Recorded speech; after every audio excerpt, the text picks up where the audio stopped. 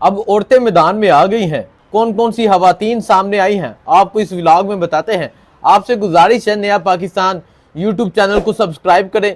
आपको इलेक्शन के हवाले से अपडेट देंगे, इलेक्शन कैंपेन के हवाले से अपडेट देंगे और इलेक्शन के जो कागजात हैं उस हवाले से अपडेट देंगे। किसके मंजूर हुए, किसके नहीं हुए, कौन मैदान में आ रहा है, इसका 15 बारी है। आज का व्लॉग करते हैं शुरू। आज का व्लॉग इस हवाले से है कि अब बहुत से सियासतदानों की खवातीन सामने आ रही हैं।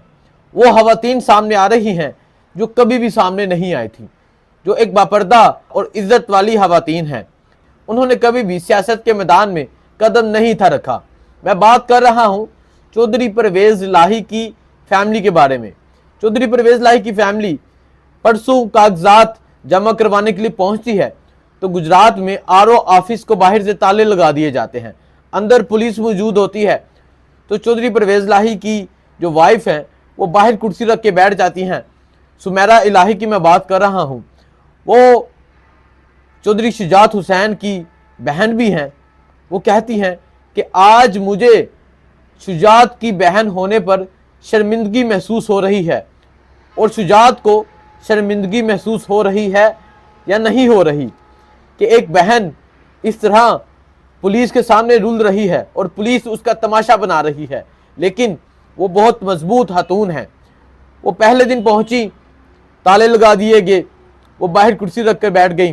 वो दूसरे दिन पहुंची तो कल आपने एक वीडियो देखी होगी जिस तरह कुछ नामालूम अफराद कागजात छीनने की कोशिश करते हैं। ये कागजात किससे छीने जा रहे थे और ये कागजात छीन कर क्या साबित किया जा रहा था? ये सिर्फ एक तमाशा बनाया जा रहा था। ये तमाशा उन खवातीन का नहीं बल्कि अपना तमाशा बनाया जा रहा था, बल्कि इलेक्शन कमीशन का तमाशा बन रहा था, बल्कि चीफ जस्टिस का तमाशा बन रहा था, बल्कि सुप्रीम कोर्ट का तमाशा बन रहा था। क्यों? क्योंकि इन्होंने तो साफ और शफाफ इलेक्शन करवाने थे। इन्होंने लेवल प्लेइंग फील्ड दी थी। ये है लेवल प्लेइंग फील्ड आपकी। खवातीन से कागजात छीने जा रहे हैं, लेकिन सलाम है इन खवातीन को जिन्होंने बहादुरी के साथ सामना किया और कागजात नहीं दिए। उसके बाद आज दोबारा वो खवातीन आरओ ऑफिस पहुंची और आज कागजात जमा करवा के आई। उन्होंने बताया कि वो एक नाडर इंसान की बीवी हैं। उन्होंने बताया कि जिस तरह चौधरी परवेज लाही ने इमरान खान के साथ वफा की है, जिस तरह वो डट कर खड़े हैं, वो भी डट कर खड़ी हैं। उन्होंने अपने कागजात नहीं दिए बल्कि आज जमा करवा दिए। अब अगला प्रोसेस जो है वो स्क्रूटनी का है, मंजूर होते हैं या नहीं होते। ये बात की बात है। चौधरी परवेज लाही साहब के, मोनस लाही के और उनकी वाइफ के कागजात जो हैं वो जमा हो गए हैं। चौधरी परवेज लाही भी दूसरी तरफ इमरान खान के साथ वफा निभा रहे हैं। कल रात को चौधरी परवेज लाही की अचानक तबीयत खराब हो गई। उन्हें कार्डियोलॉजी लाया गया। कार्डियोलॉजी में उनका चेकअप किया गया। खवातीन ये तमाम मामला देख रही हैं। वो देख रही हैं कि उनकी फैमिली के साथ क्या किया जा रहा है। अब वो खुद मैदान में आ गई हैं। अब वो खुद इलेक्शन लड़ेंगी। अगर चौधरी परवेज लाही के कागजात मंजूर नहीं होते तो वो खुद इलेक्शन लड़ेंगी। अब बहुत सी खवातीन इन मर्दों का मुकाबला करेंगी। उस्मान डार की जो वालदा हैं उनके कागजात भी जमा हो गए हैं और उनकी जो एंट्री होती है वो हमेशा दबंग एंट्री होती है। एक दबंग एंट्री के साथ उन्होंने कागजात जमा करवाए, बल्कि इलेक्शन कैंपेन का आगाज हो गया है। बल्कि सियालकोट में पैनाफ्लेक्स लगने शुरू हो गए हैं। सियालकोट की स्क्रीनों पर उस्मान डार की वालदा के बैनर लगने शुरू हो गए हैं। उनके इश्तिहार चलने शुरू हो गए हैं।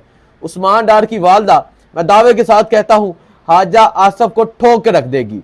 हाजा आसफ ने जो इनके साथ किया बकौल उस्मान डार के, उमर डार के, उनकी वालदा के, इलेक्शन वाले दिन सियालकोट की अवाम इसका खूब बदला लेगी। पिछली दफ़ा तो हाजा आसफ साहब ने कॉल कर दी थी, इलेक्शन जीत गए थे, लेकिन इस दफ़ा ऐसा नहीं होगा। इस दफ़ा अवाम तैयारी के साथ वोट देगी और अवाम इतनी तादाद में वोट देगी फिर कॉलें काम नहीं करेंगी। अब बात करते हैं सनम जवेद की। सनम जवेद जो एक लंबा अरसे दराज से जेल में है, लाहौर में कागजात जमा करवाए, लाहौर में एक टक्कर के कागजात जमा करवाए, मरियम नवाज के मुकाबले में कागजात जमा करवाए। मरियम नवाज डरकर भाग गई। मरियम नवाज ने उस हल्के से कागजात ले लिए, दूसरे हल्के में जमा करवाए। मरियम नवाज सनम जवेद से मुकाबला करना नहीं चाह रही, क्योंकि मरियम नवाज को पता है कि सनम जेल में बैठकर इलेक्शन जीतेगी। मियां महमूदुर रशीद ने कागजात जमा करवा दिए, एजाज चौधरी ने कागजात जमा करवा दिए। अब ये तमाम जेल वाले सामने आ रहे हैं, अब इनकी खवातीन सामने आ रही हैं, इनके साथ मुकाबला कौन करेगा।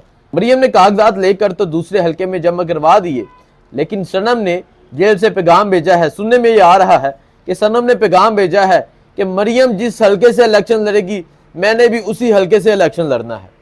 और अगर सनम और मरियम का मुकाबला हो जाता है और लाहौर में मुकाबला हो जाता है, तो लाहौरी ये साबित करेंगे वो किसके साथ खड़े हैं।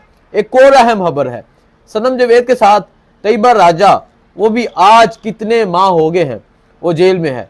तैयबा राजा ने फैजुल हसन चौहान के खिलाफ कागजात जमा करवा दिए हैं।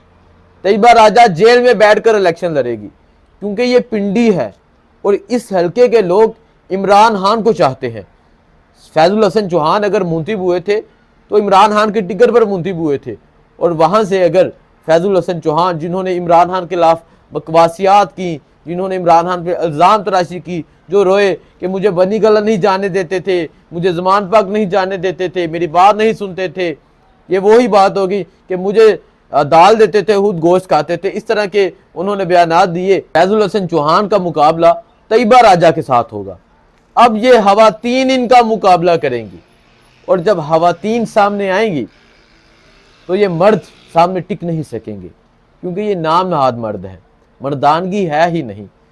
जो किया जा रहा है, जो चौधरी परवेज़ लाही की अहलिया के साथ किया गया, ये किसके लिए बासी शर्मिंदगी है।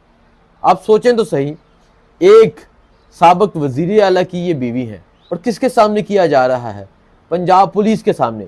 और पंजाब पुलिस खामोश तमाशाई बनकर देख रही है। पंजाब पुलिस क्यों नहीं रोक रही? पंजाब पुलिस रोके ना, बल्कि पंजाब पुलिस भी इसमें बराबर हिस्सेदार है। पंजाब पुलिस ने बहुत से लोगों से कागजात छीने हैं। पंजाब पुलिस कागजात इस तरह छीन रही है जिस तरह इनका अब सिर्फ यही काम रह गया है। मुल्क में जुर्म है, मुल्क में जराइम है, जगह जगह डकैती है, जगह जगह चोरी है, कत्लो गारत है, उसको नहीं रोक रहे, बल्कि ये रोक रहे हैं तो पाकिस्तान तहरीक इंसाफ के उम्मीदवारों को रोक रहे हैं। और जो लोग समझते थे कि पाकिस्तान तहरीक इंसाफ के उम्मीदवार सामने नहीं आएंगे, उनकी इंफॉर्मेशन के लिए ये है कि एक एक हल्के से 10-10, 20-20 लोगों ने तहरीक इंसाफ की टिकट के लिए कागजात जमा करवाए हैं। एक रिजेक्ट होते हैं, दूसरा आएगा, दूसरे के होते हैं, तीसरा आएगा, तीसरे के होते हैं, चौथा आएगा। 10-20 लोगों ने जमा करवाए हैं।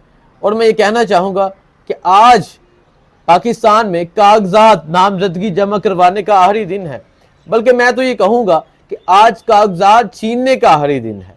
उसके बाद स्क्रूटनी का अमल होगा, किसके कागजात मंजूर होते हैं, किसके नहीं होते, ये देखा जाएगा। पाकिस्तान जिंदाबाद।